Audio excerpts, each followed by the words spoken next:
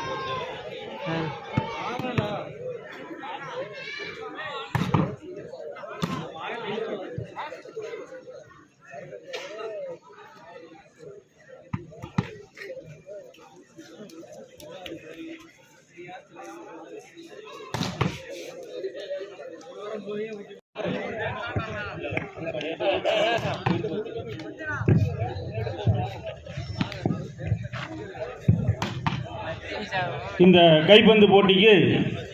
இறுதிப் போட்டியில் கலந்து கொண்டு பரிசு வழங்க வருகை தந்திருக்கும்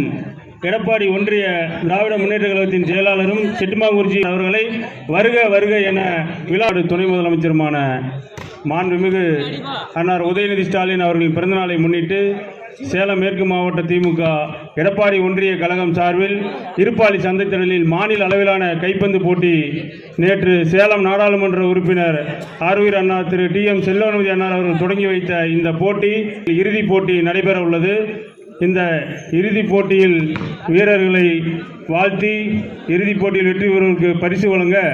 இருப்பாளி சந்தைத்திடலுக்கு வருகை தந்துள்ள